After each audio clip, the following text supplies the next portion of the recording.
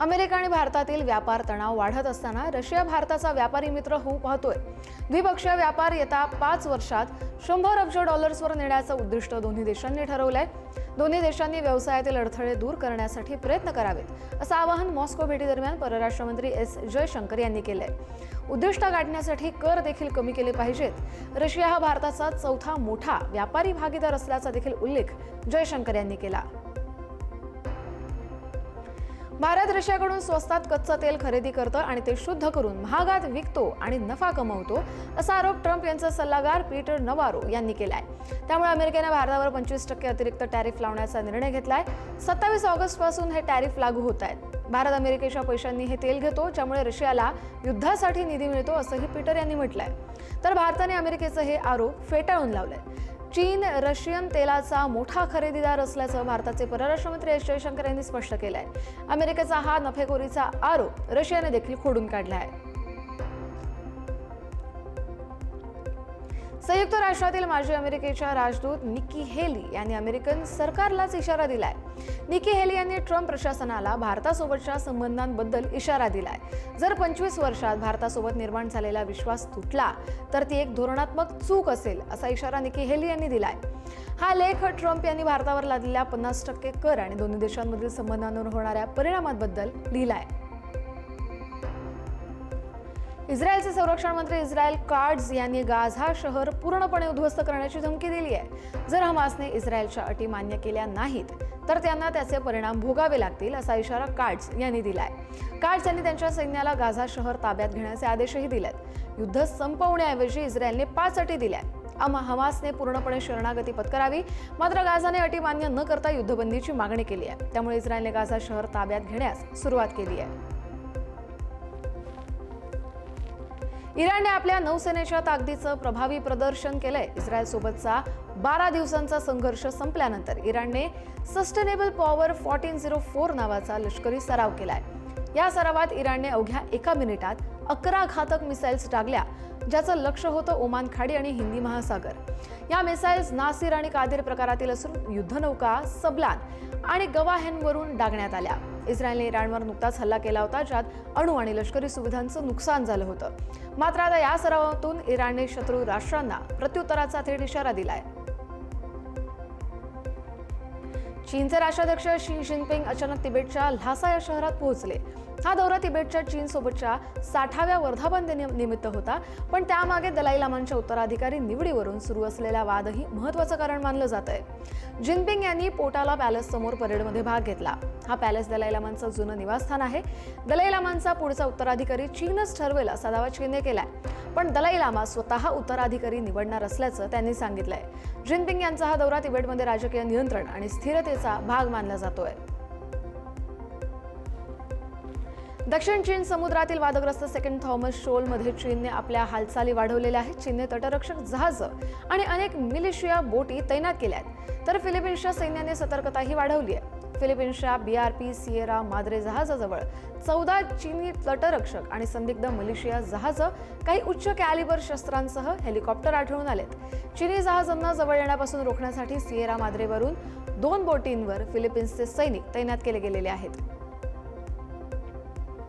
दक्षिण चीन समुद्रात तणाव वाढत चाललाय. चीनने सेकंड थॉमस शोल जवळ आपली 14 लढाऊ जहाजं तैनात केली आहेत. हे क्षेत्र फिलिपिन्सच्या आर्थिक हद्दीत येतं आणि त्यामुळे दोन्ही देशांमध्ये वाद निर्माण झालाय. चीनची आक्रमक भूमिका पाहता फिलिपिन्स लष्कर हाय अलर्टवर आहे. काही चीनी जहाजं मोठ्या शस्त्रांनी सज्ज असून एका जहाजावर ड्रोन आणि हेलिकॉप्टर देखील दिसून आलंय.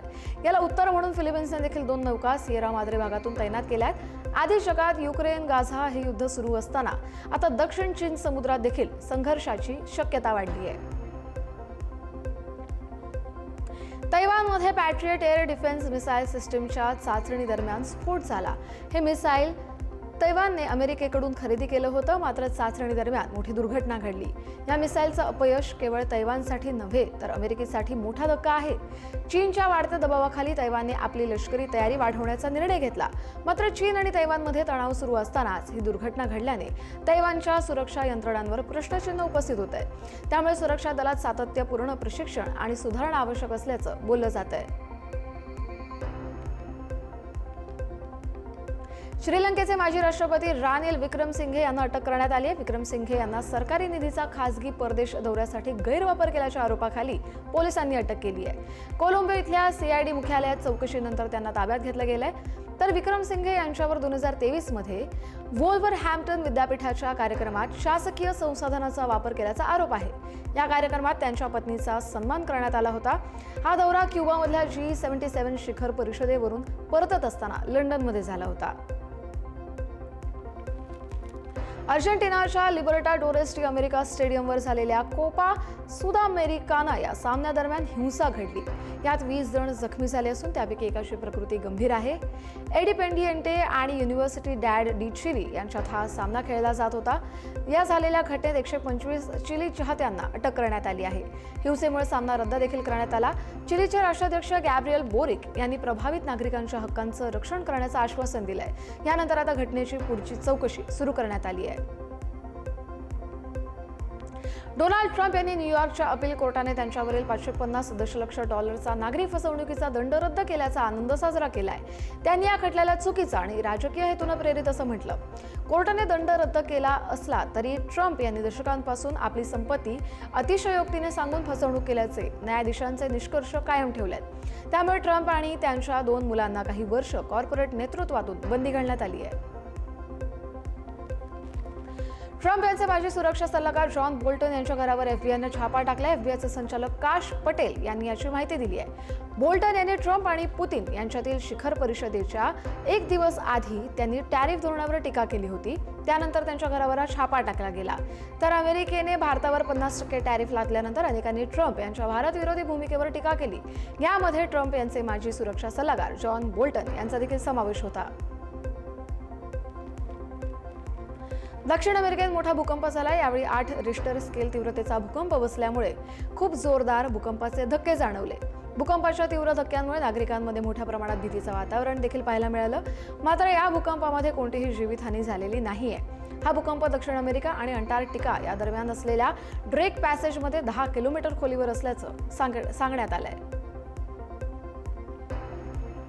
कोलंबियामध्ये झालेल्या 2 वेगवेगळ्या हल्ल्यांमध्ये 18 जणांचा मृत्यू झालाय। आधी कॅली शहरातील हवाई तळाजवळ एका ट्रकमध्ये बॉम्बस्फोट झाला, ज्यात 6 जणांचा मृत्यू झाला असून 71 जण जखमी आहेत।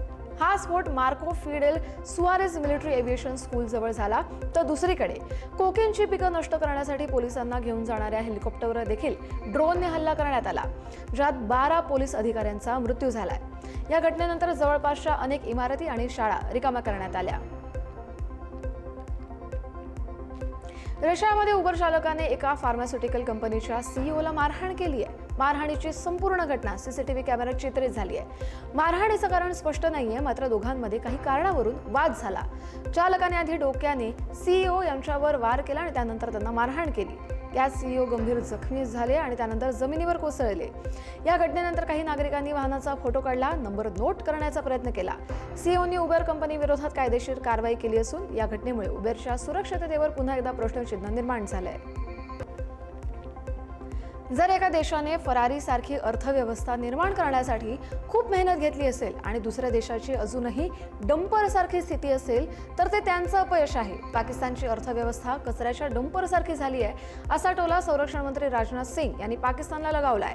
अमेरिकेच्या दौऱ्यावर असताना आसिम मुनीर यांनी भारताची तुलना चकाकणाऱ्या मर्सिडीजशी आणि पाकिस्तानची तुलना वाळूने भरलेल्या डंपर ट्रकशी केली होती। यावरच राजनाथ सिंग यांनी मुनीर यांना अपयश असल्याचं आणि अपयश स्वीकारल्याचं म्हटलंय। पेट्रोलमध्ये इथेनॉल मिश्रणाला विरोध करणारी याचिका सुप्रीम कोर्टात दाखल करण्यात आली आहे। याचिकेत इथेनॉल मिश्रित पेट्रोलला विरोध दर्शवण्यात आलाय। याचिकेत मांडलेल्या मागण्या मान्य न झाल्या तर महाराष्ट्रासह देशातील साखर उद्योग अडचणीत येण्याची शक्यता आहे, कारण साखर उद्योग अडचणीत असताना पेट्रोलमध्ये 20% इथेनॉल मिश्रण करण्याचा निर्णय घेण्यात आला होता। ऊसापासून इथेनॉल निर्मितीचा निर्णय घेतल्याने शेतकऱ्यांना मोठा दिलासा मिळाला होता। मात्र या याचिकेतील मागण्या मान्य झाल्या तर साखर उद्योगावर मोठा परिणाम होऊन ऊस उत्पादक शेतकऱ्यांना त्याचा मोठा फटका बसू शकतो।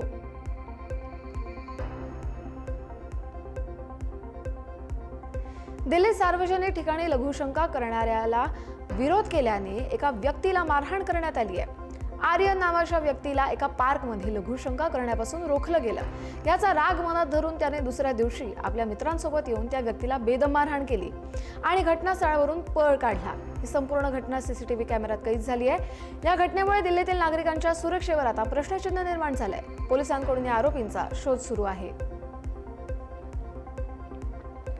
कर्नाटक सीमा भागातील काही तालुक्यांमधली पूरस्थिती निर्माण झाली आहे। कर्नाटक महाराष्ट्राला जोडणाऱ्या अनेक मार्गांवर पाणी साचलं असून 20 पूल पाण्याखाली गेलेत, तर नदीकाठावरील जनवाड, हुलकबाळी या गावांमधील काही घरांमध्ये पाणी शिरल्याने नागरिकांचं स्थलांतर करण्यात आलंय।